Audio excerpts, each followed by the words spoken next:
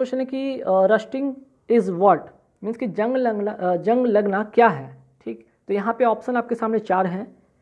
विद्युत अपघटन जिसको कहते हैं इलेक्ट्रोलाइसिस, ऑक्सीडेशन, रिडॉक्स रिएक्शन और यहाँ पे रिडक्शन। ठीक, यहाँ पे चार ऑप्शन है, इलेक्ट्रोलाइसिस, ऑक्सीडेशन, रिडॉक्स रिएक्शन और अपचयन या रिडक्शन जिसे कहते हैं। तो यहाँ पे चार ऑप्शन है कि रस्टिंग इज व्हाट।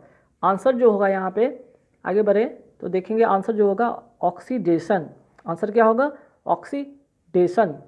जंग लगना क्या है? एक ऑक्सीकरण क्रिया है। चलिए अब आगे बढ़ते हैं, नेक्स्ट क्वेश्चन पे आते हैं।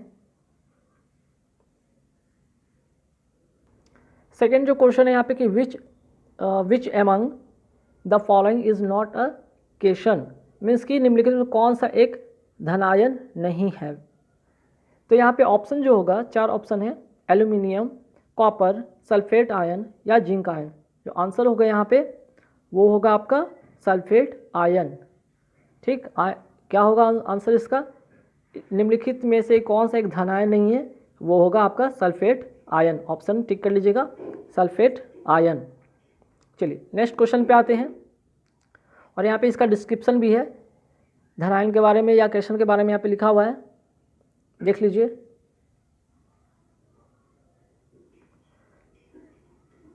तो यहाँ पे आप स्क्रीनशॉट इसको ले सकते हैं आप। चलिए आगे बढ़ेंगे।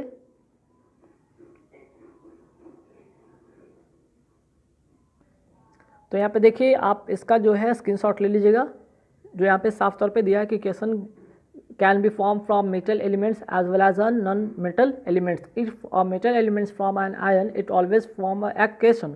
Non-metal elements like nitrogen, oxygen and hydrogen are capable of forming anion and cation as well. Next question है कि which of the following is not a component of smog, निम्नलिखित में से कौन सा एक धूम कोहरे का घटक नहीं है। यहाँ से चार ऑप्शन आपको दिख रहे होंगे, जिसमें कि volatile organic compounds, nitrogen oxide, sulphur dioxide या क्लोरीन ऑक्साइड। तो आंसर जो होगा आपका क्लोरीन ऑक्साइड होगा यहाँ पे। ठीक,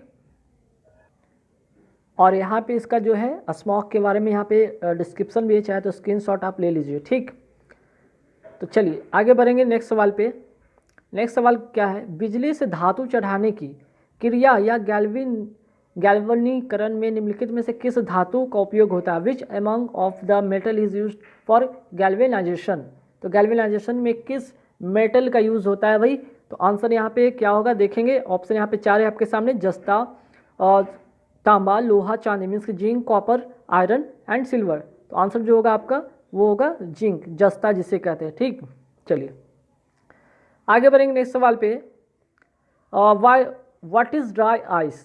ड्राई आइस क्या है, मीन्स कि सूखी बर्फ क्या है। यहाँ पे चार ऑप्शन है आपको, solid carbon dioxide, solid nitrogen dioxide, solid sulphur dioxide या सॉलिड वाटर। तो जो यहाँ पे ऑप्शन होगा वो होगा ऑप्शन नंबर 1 होगा आपका ठोस कार्बन डाइऑक्साइड। ठीक, ठोस कार्बन डाइऑक्साइड इसका आंसर होगा, नोट कर लीजिएगा। चलिए आगे बढ़ते हैं नेक्स्ट क्वेश्चन पे। Who discovered X rays, X किरणों की खोज किसने की थी। तो यहाँ पे चलिए ऑप्शन आपके सामने यहाँ पे चार हैं, WC Röntgen, Albert Einstein, Samuel Cohen and Edward Teller. Answer जो होगा WC रॉन्टगन। ठीक, ऑप्शन नंबर 1 यहाँ पे आंसर होगा। नेक्स्ट क्वेश्चन है, oxide of which of the following will turn red litmus blue. निम्न में से किस का ऑक्साइड लाल लिटमस को क्या कर देता है? नीला कर देता है। किस ऑक्साइड, कौन सा ऑक्साइड जो है लाल लिटमस को नीला कर देता है? ऑप्शन यहाँ पे आपके सामने चार है, मैग्नीशियम, फास्फोरस, सल्फर और कार्बन। तो आंसर जो होगा आपका मैग्नीशियम होगा इसमें। आंसर क्या होगा इसमें? आपका मैग्नीशियम होगा। चलिए 7 के बाद आते हैं क्वेश्चन नंबर 8 पे, और यहाँ पे डिस्क्रिप्शन चाहे तो आप इसको यहाँ पे स्क्रीनशॉट ले सकते हैं। तो क्वेश्चन नंबर 8 में क्या है कि निम्नलिखित में से सबसे अधिक संपीड्य क्या है? Which of the following are highly compressible. तो चलिए यहाँ पे ऑप्शन सामने आपका है, तो यहाँ पे आंसर होगा आपका ठोस और द्रव। ठीक, ठोस द्रव की बात नहीं हो रही यहाँ पे। क्या है? Which of the following are highly compressible. Compressible का मतलब है कि किसको संपीड़ित अधिक किया जा सकता है, ठोस को, द्रव को, गैस को या ठोस या द्रव दोनों को। तो आंसर जो होगा यहाँ पे वो होगा गैस। गैस का जो होता है कंप्रेसिबल अधिक होता है। नेक्स्ट क्वेश्चन पे आते हैं क्वेश्चन नंबर 9 में। क्वेश्चन नंबर 9 क्या है कि dash gas absorb long wave जिसे कहते हैं infrared radiation from the earth and emit it again towards the earth. कौन सी गैस पृथ्वी से दीर्घ तरंग जिसे कहते हैं अवरक्त या फिर इंफ्रारेड, दीर्घ तरंग को इंफ्रारेड कहते हैं, विकिरण अवशोषित करती है। कौन सी गैस पृथ्वी से अवरक्त विकिरण अवशोषित करती है और पुनः पृथ्वी की ओर उत्सर्जित करती है? यहाँ पे आपके सामने 4 ऑप्शन है, methane, green house, carbon dioxide और ओजोन। तो आंसर जो होगा वो होगा आपका ग्रीन हाउस। आंसर क्या होगा? Green house. चलिए अब आते हैं क्वेश्चन नंबर 10 पर। क्वेश्चन नंबर 10 है कि पेट एक बहुत सुपरिचित प्रकार का डैश है, इसका उपयोग बोतल बनाने के लिए किया जाता है। PET is a very familiar form of dash, it is used for making bottles. तो आंसर जो होगा यहाँ पे ऑप्शन सामने है, नायलॉन, एक्रिलिक, पॉलिएस्टर या रेयॉन। तो आंसर जो होगा आपका पॉलिएस्टर होगा। यहाँ पे आंसर क्या होगा? पॉलिएस्टर। नोट कर लीजिएगा आप इसे। चलिए आगे बढ़ेंगे। नेक्स्ट है कि which of the following gases is heavier than oxygen. कौन सी गैस इसमें से, इनमें से 4 जो ऑप्शन है, कौन सी गैस ऑक्सीजन से भारी है? तो आंसर जो होगा यहाँ पे कार्बन डाइऑक्साइड होगा। कार्बन डाइऑक्साइड जो होगा इसका आंसर होगा, जो कि ऑक्सीजन से भारी है। चलिए क्वेश्चन नंबर 12 पे आते हैं। भारत में वायु प्रदूषण निरोध एवं नियंत्रण अधिनियम 1981 में लागू हुआ, लेकिन इसमें किस सन में संशोधन कर शोर को वायु प्रदूषण के रूप में सम्मिलित किया गया? शोर को वायु प्रदूषण के रूप में सम्मिलित किया गया। In India the air act came into force in 1981 but was amended in dash to include noise as an air pollutant. Answer होगा यहाँ पे 1987। नोट कर लीजिएगा, आंसर होगा 1987। चलिए नेक्स्ट क्वेश्चन पे आते हैं। विच acid is released when an ant bytes. जब एक चींटी काटती है तो किस अम्ल का रिसाव होता है? आपके सामने ऑप्शन यहाँ पे 4 हैं, देख लीजिए। हाइड्रोक्लोरिक अम्ल, फॉर्मिक अम्ल, एसिटिक अम्ल या फॉस्फोरिक अम्ल। तो जो आंसर होगा आपका फॉर्मिक अम्ल होगा इसका आंसर। चलिए आगे बढ़ेंगे नेक्स्ट क्वेश्चन पे। क्वेश्चन नंबर जो 14 में क्या है? Which among the following is an example of solid sol. निम्नलिखित में से कौन एक ठोस सोल का उदाहरण है? यहाँ पे आपके सामने 4 ऑप्शन दिख रहे होंगे, जिसमें कि magnesium, milk of magnesia, foam, coloured gemstone and rubber. तो आंसर जो होगा कलर्ड जेमस्टोन। जेमस्टोन मीन्स की रंगीन पत्थर, जो होगा कि एक ठोस सोल का उदाहरण है। चलिए आगे बढ़ेंगे नेक्स्ट सवाल पे। इटाइटाई नामक बीमारी के लिए कौन सा धातु उत्तरदायी है? Which metal is responsible for itai itai disease. Answer जो होगा यहाँ पे कैडमियम होगा। आंसर क्या होगा यहाँ पे? कैडमियम होगा। चलिए आगे बढ़ेंगे नेक्स्ट सवाल पे। इलेक्ट्रॉन को प्राप्त करने की प्रक्रिया को क्या कहते हैं? Process of gaining electron is known as what? Oxidation, reduction, radiation, both. Oxidation and reduction. तो आंसर जो होगा रिडक्शन। आंसर क्या होगा? रिडक्शन। चलिए आगे बढ़ेंगे नेक्स्ट सवाल पे। नेक्स्ट सवाल क्या है यहाँ पे? Which of the following metal is generally use to making filament of bulb. निम्नलिखित में कौन सी धातु का समानता बल्ब का तंतु, ठीक, बल्ब का तंतु या फिलामेंट कहते हैं, बल्ब का फिलामेंट बनाने में उपयोग होता है? तो आंसर यहाँ पे देखिए क्या होगा? आयरन होगा या गोल्ड होगा या सिल्वर होगा या टंगस्टन होगा। तो आंसर जो होगा यहाँ पे टंगस्टन होगा। चलिए नेक्स्ट क्वेश्चन पे बढ़ते हैं कि which of the following is most important for absorption of heat radiated from the sun as well as from the earth. निम्नलिखित में से सूर्य तथा पृथ्वी से विकिरित ऊष्मा के अवशोषण के लिए सबसे आवश्यक क्या है? तो आंसर जो होगा यहाँ पे देख लीजिए, यहाँ पे 4 ऑप्शन है, carbon dioxide, oxygen, carbon monoxide. तो आंसर जो होगा कार्बन डाइऑक्साइड होगा इसका आंसर। चलिए आगे बढ़ेंगे। व्हाट आर आइसोबार या जिसे हिंदी में कहते हैं संभारिक क्या होता है? वेरी वेरी इंपॉर्टेंट क्वेश्चन है, कई बार रिपीटेड क्वेश्चन है।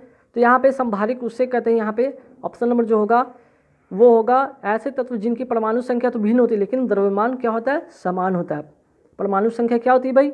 भिन्न होती है लेकिन द्रव्यमान क्या होता है, समान होता है। Elements with different atomic number but same mass number, same mass number. चलिए इसके बाद आगे बढ़ते 19 के बाद आते हैं क्वेश्चन नंबर 20 पे। 20 में क्या है कि निम्नलिखित में से कौन सा युग्म गलत है। Which of the following pairs is incorrect. Haematite लोहा या पिच ब्लेंड तांबा, मोनाजाइट थोरियम। तो यहाँ पे ऑप्शन जो होगा कौन सा गलत है, तो ऑप्शन जो होगा आपका केवल बी गलत होगा। ठीक, ऑप्शन जो होगा केवल आपका ये गलत होगा।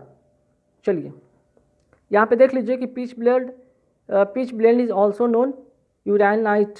ठीक, यूरेनाइट होगा यहाँ पे। Uraninite is a mineral constitution mainly of oxides of element uranium. It is primary ore of uranium. तो कहने का मतलब यहाँ पे कुल मिलाकर यहाँ पे देख लीजिए पिच ब्लेंड जो है लोहा का जो है हेमाटाइट होता है इसका। उसके बाद अगर तांबा की बात तो होगा नहीं, तांबा इसका होगा नहीं। पिच ब्लेंड जो होगा यूरेनियम का होगा। बाकी मोनाजाइट जो है थोरियम का है यहाँ पे। और चलिए आगे बढ़ेंगे नेक्स्ट क्वेश्चन पे कि in which year did Kyoto protocol came into force. Kyoto protocol किस वर्ष अमल में लाया गया था, तो आंसर जो होगा 2005 में ये आया था। ठीक, क्योटो प्रोटोकॉल। और इसके बारे में कुछ और भी जान लीजिए। The Kyoto protocol was adopted in Kyoto Japan on December 1997 and inter into force on फरवरी 16, 2005। ठीक, नोट कर लीजिएगा इसे। आगे बढ़ेंगे नेक्स्ट सवाल पे कि which of the following bonds are weakest in nature. निम्नलिखित में सबसे कमजोर बंध कौन सा है यहाँ पे, तो देख लीजिए इसका जो आंसर होगा हाइड्रोजन बंध होगा। ठीक, चौथा नंबर ऑप्शन होगा। क्वेश्चन नंबर 22 का आंसर होगा हाइड्रोजन बंध। चलिए आगे बढ़ेंगे नेक्स्ट सवाल पे कि in the following reaction fill in the blanks. यहाँ पे जो है आपको ऑप्शन भरना है। यहाँ पे आपको ऑप्शन भरना है कि एसिड प्लस बेस बराबर यहाँ पे डैश प्लस वाटर निम्नलिखित अभिक्रिया में रिक्त स्थान को भरना है। अम्ल प्लस क्षारक बराबर डैश प्लस पानी। तो कार्बन डाइऑक्साइड है, मेटल ऑक्साइड है, हाइड्रोजन गैस है और सॉल्ट है। तो आंसर जो होगा वो होगा सॉल्ट। आंसर क्या होगा आपका यहाँ पे, सॉल्ट होगा। सॉल्ट प्लस पानी। अम्ल प्लस क्षारक जो होगा बराबर होगा नमक प्लस पानी। चलिए आगे बढ़ते हैं क्वेश्चन नंबर 24 पे। A radioactive substance has a half life of 6 month, 3/4 of the substance will decay in dash. एक रेडियोधर्मी वस्तु की अर्ध आयु 6 मास होती है। वस्तु की 3/4 हिस्सा कितने समय का क्षय होगा। तो आंसर जो होगा यहाँ पे वो होगा 12th मंथ। आंसर क्या होगा आपका 12th मंथ। चलिए क्वेश्चन नंबर आते हैं बढ़ते 25 पे। पीएच का human blood is, pH of human blood is मतलब कि मनुष्य के खून का पीएच क्या होता है। तो पीएच जो यहाँ पे होगा आपका आंसर कम क्षारीय। आंसर क्या होगा कम क्षारीय मीन्स कि स्लाइडली एसिड होगा। और यहाँ पे अगर बात करें यहाँ पे देख लीजिए 0 जो होगा स्ट्रांगली एसिडिक होगा, 14 0 to 14 होता है स्ट्रांगली बेसिक और alkaline. A pH of 7.0 in the middle of the scale is neutral. कहने का मतलब 0 से 14 होता है इसका। और यहाँ पे जो 7 पे क्या होता है न्यूट्रल होता है। इधर जितना भी बढ़ेगा आप क्या होगा आपका, जैसे जैसे आप इधर बढ़िएगा वो होगा एसिड और इधर की ओर बढ़िएगा तो क्या होगा बेस मीन्स की क्षार। ठीक, और यहाँ पे blood is normally slightly basic with a normal pH range is 7.35 to 7.45। चलिए आगे बढ़ेंगे नेक्स्ट क्वेश्चन पे कि निम्नलिखित विच of the following is N inert gas. निम्नलिखित में कौन सी एक निष्क्रिय गैस है। तो आंसर जो होगा आर्गन। ठीक, यहाँ पे 4 ऑप्शन थे हाइड्रोजन, नाइट्रोजन, ऑक्सीजन, आर्गन। तो आंसर होगा आर्गन। चलिए 26 पे आते हैं। इसके बाद 27 पे। 27 में क्या है कि ozone is an dash of oxygen. Ozone oxygen का एक क्या है, एलोट्रोप है, आइसोटोप है, आइसोबार है या आइसोटोन है। तो आंसर जो होगा एलोट्रोप होगा। अपरूप है ओजोन क्या है ऑक्सीजन का एक अपरूप है, एलोट्रोप है। चलिए आगे बढ़ेंगे 28 पे। 28 में क्या है भाई, process of losing electron is known as what. तो आंसर जो होगा इसका रिडक्शन। चलिए सॉरी यहाँ पे इलेक्ट्रॉन प्रदान करने की प्रक्रिया की बात की जा रही है। तो देखिए यहाँ पे जो आंसर होगा यहाँ पे ऑक्सीकरण ऑक्सीडेशन होगा आंसर। ठीक है, प्रदान करने की बात की जाइए, लूजिंग की बात हो रही है, गेनिंग की बात नहीं होती। गेनिंग होता है तो रिडक्शन होता है। ठीक है, गेनिंग होता है तो रिडक्शन होता है और लूजिंग होता है तो ऑक्सीडेशन होता है। चलिए आगे बढ़ेंगे सवाल पे 29 पे। रिनाइन डैश द्वारा बनते हैं, anions are form by dash, रिनाइन डैश द्वारा बनते हैं। आंसर होगा क्या भाई, रिनाइन कब होता है, जब इलेक्ट्रॉन की प्राप्ति होती है, gaining of electron is called रिनाइन या एनियंस। चलिए नेक्स्ट क्वेश्चन है क्वेश्चन नंबर 30 में, निम्नलिखित में से अम्लीय वर्षा का मुख्य कारण क्या है भाई। यहाँ पे 4 ऑप्शन होगा, carbon dioxide, carbon monoxide, nitrogen dioxide या ऑक्सीजन। तो आंसर होगा नाइट्रोजन डाइऑक्साइड। आंसर क्या होगा, नाइट्रोजन डाइऑक्साइड। चलिए आगे बढ़ेंगे सवाल पे क्वेश्चन नंबर 35 में। क्वेश्चन है आगे कि क्रिया तथा प्रतिक्रिया, एक्शन एंड रिएक्शन। तो ऑप्शन होगा always act on same body, are equal in magnitude, are in same direction, always act independently. Answer जो होगा are equal in magnitude. Answer क्या होगा, आर इक्वल इन मैग्नीट्यूड, मात्रा में बराबर होंगे। चलिए आगे बढ़ेंगे 36 पे कि परमाणु त्रिज्या को व्यक्त करने के लिए, परमाणु त्रिज्या को व्यक्त करने के लिए सबसे उपयुक्त क्या कौन सी है, which is the most suitable unit for expressing nuclear radius. Answer जो होगा माइक्रोन, नैनोमीटर, फर्मी या एंगस्ट्रॉम। तो आंसर जो होगा यहाँ पे फर्मी होगा। आंसर क्या होगा भाई, फर्मी होगा। आते हैं क्वेश्चन नंबर 37 पे। क्वेश्चन नंबर 37 क्या है भाई, निम्नलिखित में कौन सी एक ठोस पदार्थ की विशेषता नहीं है, which of the following is not a characteristic of solid. तो चलिए इसका जो आंसर होगा 37 का वो होगा आपका उच्च संपीड्यता, मीन्स की हाई कंप्रेसिबिलिटी, मीन्स की हाई कंप्रेसिबिलिटी। 38 पे आते हैं क्वेश्चन नंबर 38। तो चलिए यहाँ पे नेक्स्ट क्वेश्चन पे आते हैं कि परमाणु के नाभिक के घटक में क्या होता है, what are the components of nucleus of an atom. तो एटम में क्या होता है भाई, केवल प्रोटॉन होता है या प्रोटॉन न्यूट्रॉन होता है या न्यूट्रॉन इलेक्ट्रिक होता है या केवल न्यूट्रॉन। तो यहाँ पे जो नाभिक में होते हैं प्रोटॉन तथा न्यूट्रॉन होते हैं, क्या होते हैं भाई, प्रोटॉन, यहाँ पे प्रोटॉन प्लस न्यूट्रॉन होते हैं, याद रखिएगा। चलिए 39 पे आते हैं क्वेश्चन नंबर। अम्लराज जिसे कहते हैं अक्वारिजिया, इन एक्वारिजिया जिसे कहते हैं, in aqua regia which 2 acids are mix in ratio of 1:3। ये वेरी वेरी इंपॉर्टेंट क्वेश्चन है, कई बार आ भी चुका है कि अम्लराज में किन 2 अम्लों को 1:3 के अनुपात में 1:3 के अनुपात में मिलाया जाता है। तो आंसर जो होगा वेरी वेरी इंपॉर्टेंट क्वेश्चन है, नोट कर लीजिएगा, HCl और CHNO3, HCl तथा क्या होगा यहाँ पे CHNO3, नोट कर लीजिएगा। आगे बढ़ेंगे नेक्स्ट सवाल पे क्वेश्चन नंबर 40 पे कि किस पदार्थ के 1 मोल का द्रव्यमान ग्राम में क्या कहलाता है। किसी पदार्थ के 1 मोल का द्रव्यमान ग्राम में क्या कहलाता है, what is the mass of 1 mole of substance in gram is called. Answer जो होगा यहाँ पे वो होगा मॉलिक्यूलर मास, जिसे कहते हैं आणविक द्रव्यमान, मॉलिक्यूलर मास। चलिए क्वेश्चन नंबर 41 पे आता है कि निम्नलिखित में से कौन सा तत्व सामान्यतः अधिकांश उर्वरकों में पाए जाते हैं, which of the following elements are commonly found in most fertilisers. निम्नलिखित में कौन सा तत्व सामान्यतः अधिकांश उर्वरकों में पाए जाते हैं। यहाँ पे ऑप्शन आपके सामने 4 है, sodium potassium phosphorus, sodium potassium calcium, nitrogen potassium phosphorus या नाइट्रोजन पोटेशियम कैल्शियम। तो आंसर जो होगा यहाँ पे वो होगा आपका nitrogen potassium phosphorus, nitrogen potassium और फास्फोरस। ऑप्शन नंबर 3 होगा इसका आंसर।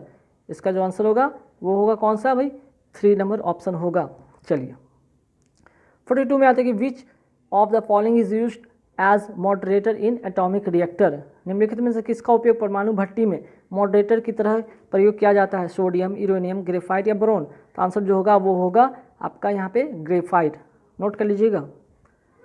आगे बढ़ते हैं 43 पे, निम्नलिखित में से किसका सामान्य नाम तूतिया या फिर विट्रोल का तेल कहते हैं, oil of vitriol is the common name of which of the following. Answer यहाँ पे जो होगा वो होगा क्या, सल्फ्यूरिक अम्ल। आंसर जो होगा यहाँ पे सल्फ्यूरिक एसिड या सल्फ्यूरिक अम्ल होगा, जिसका नाम है तूतिया या फिर विट्रोल का तेल। 44 में आते हैं, निम्नलिखित में कौन सा अम्ल मुरिएटिक अम्ल के नाम से भी जाना जाता है, which among of the following is acid is also known as muriatic acid. तो आंसर जो होगा हाइड्रोक्लोरिक अम्ल होगा इसका आंसर। ठीक, चलिए आते हैं 45 में, what is the vermi compost. Vermi compost क्या है भाई, जैविक उर्वरक है, अजैविक उर्वरक है, जहरीला तत्व या मिट्टी का प्रकार। तो ये क्या है भाई, जैविक उर्वरक है, ये क्या है, जैविक उर्वरक है, नोट कर लीजिएगा इन्हें भी। अब आते हैं 46 पे कि which of the following is widely used in making semiconductor chip. निम्नलिखित में से किसका उपयोग व्यापक रूप में अर्धचालक चिप बनाने में किया जाता है? रेडियम, सोडियम, जर्मेनियम या सल्फर? तो आंसर जो होगा यहाँ पे जर्मेनियम होगा। क्या होगा? जर्मेनियम होगा इसका आंसर। चलिए 47 पे आते हैं। इलेक्ट्रिक हीटर कॉइल के निर्माण किस पदार्थ का उपयोग से किया जाता है? Which material is used in manufacturing of electric heater? Answer होगा तांबा, लोहा, निकल या नाइक्रोम? तो आंसर जो होगा यहाँ पे नाइक्रोम होगा। आंसर क्या होगा भाई? नाइक्रोम होगा। नोट कर लीजिएगा, नाइक्रोम। ठीक, नाइक्रोम। चलिए आगे बढ़ेंगे नेक्स्ट सवाल पे। निम्नलिखित में से जंगरोधी इस्पात के मुख्य घटक कौन से हैं? निम्नलिखित में से जंगरोधी इस्पात के मुख्य घटक कौन है? तो यहाँ पे ऑप्शन आपके सामने 4 हैं। लोहा तथा कार्बन, चांदी और जिसे सिल्वर कहेंगे, आयरन, क्रोमियम एंड निकेल, या लोहा तथा निकल। तो आंसर जो होगा लोहा, chromium and nickel. Iron, chromium and nickel जंगरोधी इस्पात का मुख्य घटक। ठीक, अब आते हैं 49 में। विच of the following metal has the lowest density? निम्नलिखित में किस धातु का घनत्व सबसे कम है? लिथियम, लोहा, सोना या बेनेडियम? तो आंसर जो होगा लिथियम। आंसर क्या होगा? लिथियम। अब आते हैं क्वेश्चन नंबर 50 पे। 50 में क्या है यहाँ पे देख लीजिए। विच among the following is present inside the nucleus of an atom? एक निम्नलिखित में कौन सा एक परमाणु के नाभिक के अंदर मौजूद होता है भाई? तो यहाँ पे प्रोटॉन एंड न्यूट्रॉन होता है। ठीक, आंसर जो होगा प्रोटॉन एंड न्यूट्रॉन। अब आगे बढ़ेंगे नेक्स्ट क्वेश्चन पे कि which among the following elements is a liquid at room temperature? निम्न तत्वों में से कौन सा कमरे के तापमान पर एक तरल होता है? फास्फोरस, मरकरी, सोडियम या एल्युमिनियम? तो आंसर होगा जो यहाँ पे मरकरी होगा। आगे बढ़ेंगे नेक्स्ट सवाल पे कि which among the following is white phosphorus? White phosphorus या सफ़ेद फास्फोरस किसे कहते हैं? आंसर जो होगा यहाँ पे P4। P4 को सफ़ेद फास्फोरस कहते हैं। चलिए, अल्काली मेटल कैन मीन्स कि क्षारीय धातु का गुण क्या होता है? तो अल्काली मेटल का जो यहाँ पे गुण होगा, ऑप्शन यहाँ पे जो होगा इजली लूज इलेक्ट्रॉन। इसका मतलब क्या होगा? Easily loose electron. ठीक, चलिए आगे बढ़ेंगे नेक्स्ट सवाल पे। निम्न में से कौन सी एक उष्माग्राही अभिक्रिया है? विच among the following is an endothermic reaction? Answer जो होगा स्वेटिंग। चलिए आगे बढ़ेंगे नेक्स्ट सवाल पे कि which of the following molecules is joined bye double covalent bond? निम्न में से कौन सा अणु एक डबल सहसंयोजक बॉन्ड से जुड़ा है? तो आंसर जो होगा O2। ठीक, जिसे कहते हैं ऑक्सीजन। आगे बढ़ेंगे कि which among the following has the maximum density? तो आंसर जो होगा यहाँ पे वाटर। विच ऑफ द निम्न से अधिकतम घनत्व किस में है? तो आंसर जो होगा वाटर में। ठीक है, यहाँ पे 4 ऑप्शन आपको मिलेंगे, वाटर, आइस, एथिलीन, एसीटोन, लेकिन आंसर जो होगा वाटर। आगे बढ़े, what happens an oxidation reaction? ऑक्सीकरण प्रतिक्रिया में क्या होता है? तो ऑक्सीकरण जो होता है उसमें आपका electron are lost, electrons are lost means कि इलेक्ट्रॉन क्या होते हैं या खो जाते हैं। चलिए, the reaction in which oxidation and reduction occur simultaneously are called? जिन प्रतिक्रियाओं में एक साथ ऑक्सीकरण अपकरण अभिक्रिया होती है उन्हें क्या कहा जाता है? तो यहाँ पे आंसर होगा रिडॉक्स रिएक्शन। आंसर क्या होगा यहाँ पे? Redox reaction. चलिए क्वेश्चन नंबर यहाँ पे आगे बढ़ते हैं, 60 पे आते हैं। Aromatic hydrocarbon contain at least dash benzene like ring in their molecules? Aromatic hydrocarbon के अणुओं में कम से कम डैश बेंजीन की तरह की रिंग होती है। आंसर होगा यहाँ पे 1। ठीक, आंसर क्या होगा? 1। बात है यहाँ पे 61 पे आते हैं क्वेश्चन नंबर। ठीक है, ये 61 क्वेश्चन नंबर चल रहा है, यहाँ पे ध्यान रखिएगा आप लोग। चलिए, क्रोमाइट इज एन ओर या मिनरल ऑफ डैश? क्रोमाइट जो है, क्रोमाइट डैश का एक अयस्क है। क्रोमाइट किसका अयस्क है या खनिज है? जिंक, यूरेनियम, क्रोमियम या टाइटेनियम? तो आंसर जो होगा क्रोमियम का जो है ये अयस्क है। ठीक है, ओड है, क्रोमियम का अयस्क क्या है? क्रोमाइट। आते हैं 62 पे, which among the following is false about alpha particles? Answer जो होगा यहाँ पे they have high penetrating power. ठीक, क्वेश्चन नंबर उसका होगा आंसर वो होगा 2 नंबर ऑप्शन होगा इसका आंसर। अब आगे बढ़ेंगे कि which among the following is not a characteristic of oxidation reaction? Answer जो होगा it involves addition of hydrogen. ठीक, आंसर जो होगा इसका क्या होगा? It involves addition of hydrogen. अब आते हैं 64 पे आते हैं, फिरोजा डैश का अयस्क है, ठीक। टार्क्स इज एन ओर्स या मिनरल्स ऑफ डैश, तो आंसर जो होगा कॉपर, ठीक। हिंदी में फिरोजा या फिर इंग्लिश में इसको क्या कहते हैं, टॉर्क्स। चलिए, what does a catalyst do in a reaction, किसी रासायनिक क्रिया में एक उत्प्रेरक का क्या कार्य है, आंसर जो होगा चेंज एक्टिवेशन एनर्जी, सक्रिय ऊर्जा का परिवर्तित करता है। चलिए आगे बढ़ेंगे।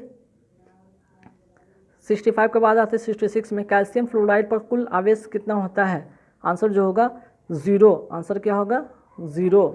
चलिए आते हैं 67 पे कि कौन सा पदार्थ ग्लास का हरा रंग देता है, आंसर जो होगा क्रोमियम ऑक्साइड, आंसर क्या होगा क्रोमियम ऑक्साइड। इन तंतुओं का उपयोग ब्रशों के बाल बनाने में किया जाता है, dash fibre is use to making bristle of brush, answer होगा नायलॉन 66। अब आते हैं 69 में कि the mass of proton and mass of dash is same,